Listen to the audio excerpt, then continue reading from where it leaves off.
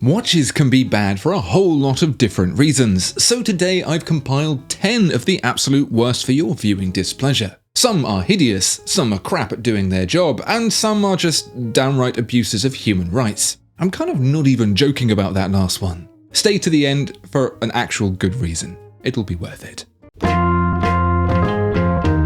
Seems mean to punch down on the trusty Timex Q Timex reissue, because at just £160 it gives more for your money than a golden goose on Amazon Prime Day. But just because it's cheap, I can't let it slide. Sorry, not sorry. Those of you smooth of skin will be wondering what on earth I could possibly have beef with this watch about. However, anyone with the merest wisp of wrist rug will be nodding their heads knowingly. I've not just got beef, I've got the hooves, the horns, and the entire herd, because the Timex Q Timex reissue has the worst bracelet to ever befall a wristwatch. They have since improved it with other editions of the Q Timex, but the original bracelet comes direct to you straight from the devil's own satanic foundry. I've not had a tattoo done because I have commitment issues, but from what I've heard, that process by comparison is like having a hot stone massage from the fairy godmother compared to wearing the Timex. This bracelet is like dipping your arm in jam and punching a wasp's nest. Maybe you're thinking, it can't be that bad, but believe me, it's worse. I'd rather listen to the entirety of Mamma Mia starring Kanye West than wear that bracelet again. It's malicious, I swear. It's almost like it's doing it on purpose. I've not experienced anything else like it this side of Guantanamo Bay, and I sure hope I never do again. I have no shame in the fact that I consider Richard Mille to be one of my absolute favourite watchmakers. Controversial opinion, I'm sure, and I'll bet many of you could fill this list in its entirety with the sky-high price pieces of this particular brand. However, for the most part, I'd sooner be throwing one on than throwing it shade. That is, except the RM69, the Tourbillon Erotic. For those of you not familiar with this piece, perhaps save your innocence and skip ahead now. You've been fairly warned. Because discovering this piece comes hand in hand with the same unreversible cringe as walking in on your parents making bacon. The smoky kind. The kind with little leather tassels. The principle is simple. Above the well-to-do tourbillon is a series of 3 panels, each comprising part of an overall message intended to offer sage, sensual advice at the push of a button, for you and I assume your loved one. Let's break it down piece by piece. Up first is the subjunctive, setting the tone with a wish. I'd love to, let me, that sort of thing. Then we move on to the second panel and the verb, from which an action is offered, like kiss or taste or caress. So far, so awkward.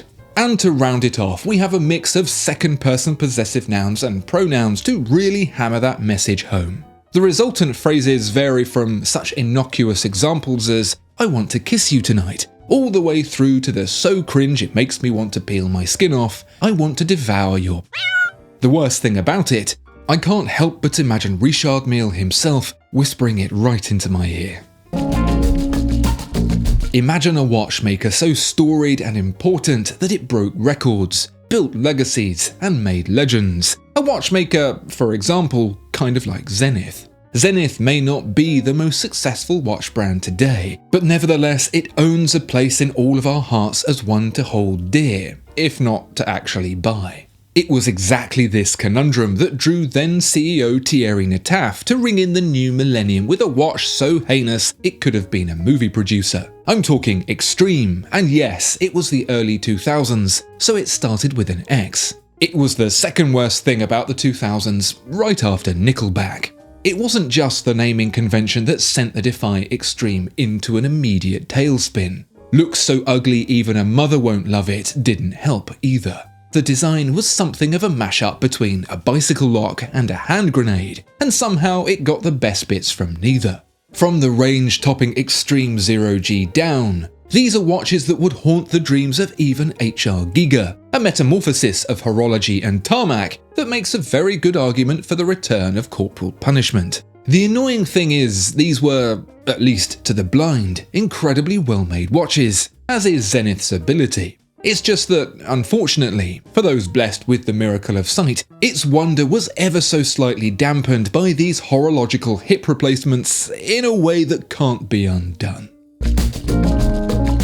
History is fraught with tragedy. The day the dinosaurs looked outside to see what all that ruckus was about. That time Genghis Khan went for a stroll around Asia. The day 3 brothers from Tulsa, Oklahoma got together to ruminate over the lonely misery of aging. But there's one particular moment I want to focus on that happened on the night of the 15th of April, 1912, in the middle of the freezing Atlantic. What was the result of perhaps the most extreme example of hold my beer ever in history, when naval architect Thomas Andrews Jr. declared the Titanic as unsinkable. 1,496 people died, including Andrews, as the Titanic sank to an early grave, where it continues to rest to this day. It's a place of curiosity and respect, quiet fascination even, and despite that, just over a century on, watchmaker Romain Jerome managed to discover the true meaning of too soon. The brand's DNA series, which takes elements of the subject in question and fuses them into a mediocre timepiece, has been home to watches with a piece of the moon, the unpronounceable Icelandic volcano, and also, rather unfortunately, a piece of the actual Titanic. Yes, you could buy a watch with a little slice of mass grave tucked right up in there. If you hold it to your ear, you can still hear the screams. The concept in principle is interesting enough, I suppose, but what possessed them to get all James Cameron about it and pilfer a piece of steel from the underwater resting place of over 1,000 souls? I just don't know. What's next? A case forged from jet fuel and steel beams? The next worst watch is actually a great watch, but nevertheless it must stand on trial amongst a jury of its peers for being the most incapable watch of all time. I'd still have one though. I'd really still have one. The primary purpose of a luxury wristwatch, after compensating for my receding hairline and lack of charisma of course, is to tell the time. 3, sometimes even 2 hands is all that's needed, but this particular watch has managed to find itself all out of any. That's right, the $350,000 H. Moser & Company Swiss Alp watch Concept Black has as many hands as a reckless carpenter.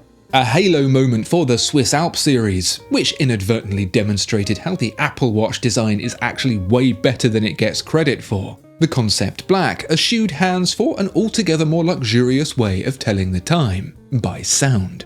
If you think about it, sound over sight has long been the more elegant way of communicating information. Want the butler? Ring the bell. Getting married? Ring the bell. Anita Ward? Ring my bell. So the Swiss Alp watch Concept Black is purely a minute repeater, with a slide on the side to chime 2 hammers and 2 gongs into giving up the secret of the hours and minutes. The dial, in black, gets naught but a flying tourbillon to look at, making it the absolute worst watch for telling when 2-minute silence is up. When it comes to watches from long-standing brands with legendary histories and iconic models, there's usually a particular wish list of things watch fans want to see gracing their collections that don't always get made. In the case of Blancpain, creators of the fabled 50 Fathoms dive watch from the 1950s, it's an accurate reproduction of the fabled 50 Fathoms dive watch from the 1950s. When the 50 Fathoms was revived in the Blancpain lineup in the early thousands, it was given a modern makeover to befit the luxury status watches had taken since its last outing, and it was a reasonable success. Today, however, collectors are looking for authenticity and originality in models that pay homage to their forebears, and because Blancpain is a heartless bastard, it made this instead, the 50 Fathoms X Fathoms. At 55mm across, it's not only the size of a small helipad, it's built like such a tank it could probably function as one too. As thick as a corgi in a winter jacket, the X Fathoms blew its nose on legacy and wiped its bottom with heritage by attempting the creation of a dual depth gauge, offering 2 scales with a mechanical memory, plus a 5-minute countdown timer. There, presumably, for timing dares to see who can wear it in public the longest. It's not the only dive watch that could crack rocks open, with recent outings from Rolex and Omega challenging the tape measure, but at least those were capable of going deeper than Barry White. The Blancpain's water resistance, despite all that girth, just 300 meters. Blancpain, it's not the size, it's what you do with it. Inspiration came from above when Bremont brothers Nick and Giles English conjured up the aviation-associated watchmaker, carving a chemtrail unique in the industry with such actually good watches as the Martin Baker, which, for many a flyboy, was just what the Med 161 form ordered. But lines became blurred when the brand tried to diversify by taking its partnerships away from aviation and into the office of theoretical physicist Stephen Hawking. Even before the logistical riddle conjured by his recent accusations, the collaboration between horologist and physicist made about as much sense as a lead-free pencil. And considering other themed watches from Bremont contained an actual piece of the icon in question, we all wondered for a brief history of time whether or not there would be a little piece of wheel in amongst all the others in the back of the watch. I'm not sure if the inclusion of desk fragments instead is better or worse. This Bremont may well just pip the cringe meter for the worst commercialization of Stephen Hawking ever, knocking Pink Floyd off the top spot when they got him to say, "We learned to talk," on the track Keep Talking.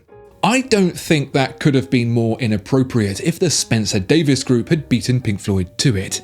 Regardless of any respect for Hawking and his work, commemorating it through the medium of wristwatch has, for me, got to be one of the worst judgment calls in the history of watchmaking since Francois Chapek decided there wasn't any money in it. What's next? A strap made from Neil deGrasse Tyson's smugness?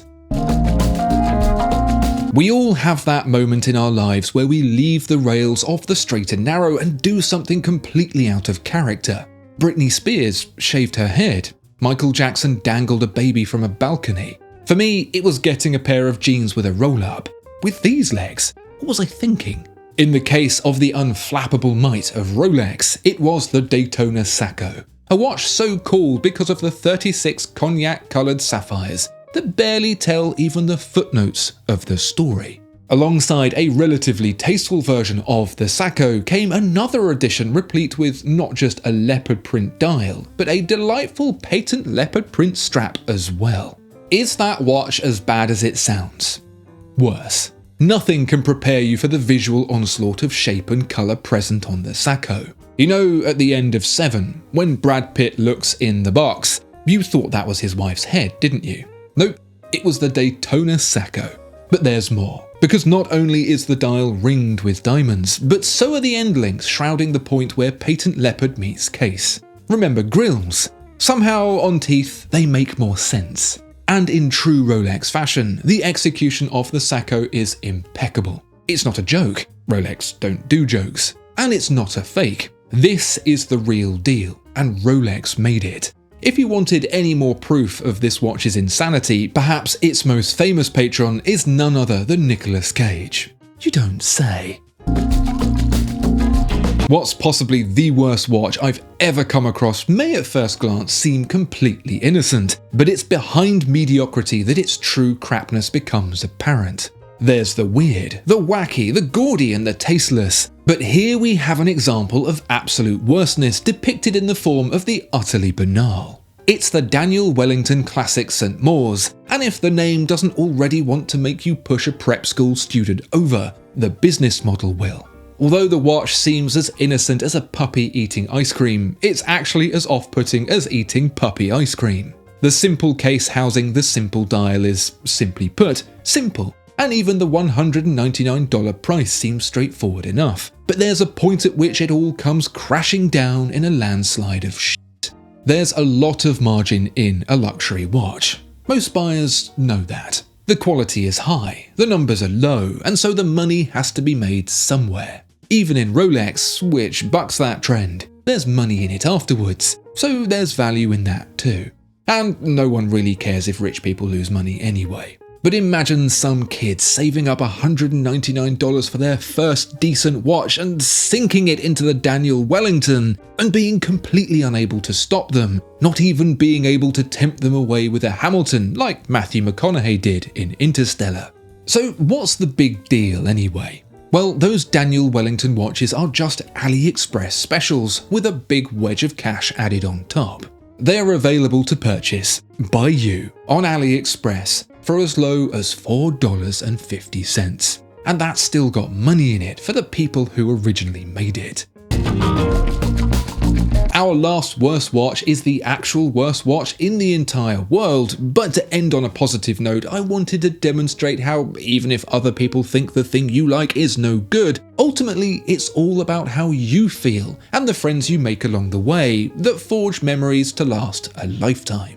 This is the Invicta Gladiator, known the world over as being the ugliest thing since trench warfare, yet it can still tell a story that brings a smile to the face of even the most unlikely people. Check it out. That's Philippe Dufour, one of the greatest living watchmakers in the world. And that's me, and I can't believe what's about to happen. It all started with the world's ugliest watch, a former US Navy SEAL, and Watches and Wonders in Geneva, the world's biggest watch show. I bought this watch because Andrew had done a video and said it was the worst watch. I bought it as a practical joke with the intent of having people wear it as punishment maybe, and then I started putting it in people's hands. It started just with friends, what was only ever supposed to be a stupid inside joke that ended up getting a bit more outside.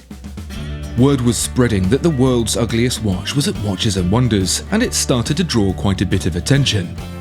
And then more. And then some more. That's when things took a turn for the crazy. I can't exactly explain why, but everyone wanted a piece of this awful, awful watch. Some of them you might even recognize. Watchmakers, brand CEOs, and even, well, I'll show you. You know what this is? This is watchmaking in 2023. Forget about doing gigantic, super deep diving dive watches in yellow and gold. This is what you want. You know it's what you want. There wasn't a single person immune to the charms of the world's ugliest watch. Right here we have the Invicta Gladiator from the Reserve Collection. Flame fusion crystal, beautiful smoked oxidation, bold style, design and size, unrivaled wrist presence and stance for the man who has everything, only 97%. Where were we? Oh yeah. We were with Philippe Dufour, one of the greatest living watchmakers, and he was just about to compare the first simplicity he ever made to the ugliest watch in the world. And he said, "Which do you think is best?" What an absolute legend. And it made me realise, watches don't make people happy by themselves, they make people happy because of the adventures that happen along the way. Even the ugliest watches. And remember, if you've got a watch in mind and you're not sure if it's any good, buy it first and then ask the internet for an opinion. You'll be sure to get an honest answer. Goodbye.